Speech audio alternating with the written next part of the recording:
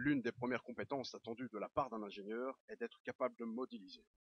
Les modélisations s'appuient sur des hypothèses qu'il faut bien comprendre pour pouvoir les utiliser à bon escient. Dans cet exemple du bulldozer, diverses hypothèses sont formulées. Nous allons en discuter la valeur. La première question posée s'intéresse aux liaisons mécaniques de ce système. On nous indique qu'au point A jusqu'à F, les liaisons pivots sont mises en œuvre.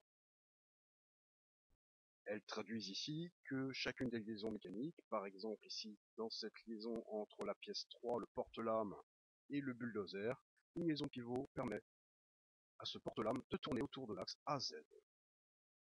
À ce niveau de votre formation, la première hypothèse qui doit vous venir à l'esprit lorsque l'on parle de liaison mécanique est celle de liaison supposée parfaite.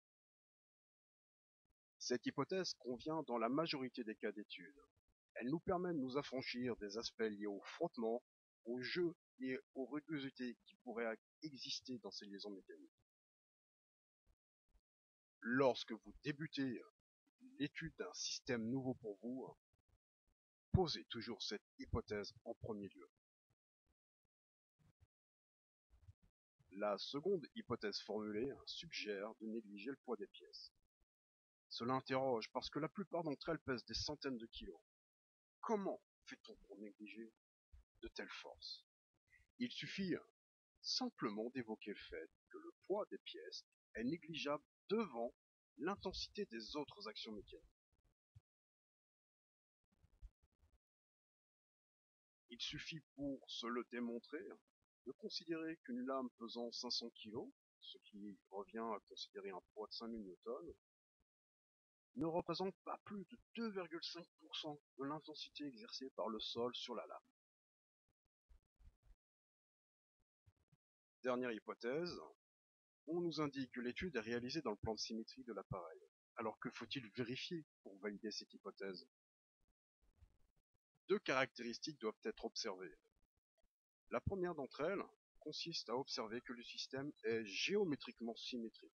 C'est bien le cas ici de ce bulldozer qui présente les mêmes masses réparties de part et d'autre du plan de symétrie symbolisé par ce trait mixte.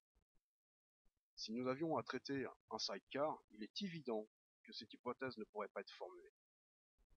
Deuxième caractéristique à vérifier, il s'agit de s'assurer que les sollicitations mécaniques sont bien définies dans le plan de symétrie de ce système. Une autre possibilité, c'est de veiller à ce qu'elles soient réparties symétriquement. Si une force s'applique à droite de la lame, il faut absolument qu'une force de la même intensité et avec une même direction et sens s'applique à l'autre extrémité de la lame. Si jamais cette force était répartie d'une manière asymétrique, il est évident que géométriquement, le système évoluerait et sortirait du cadre de cette hypothèse de symétrie.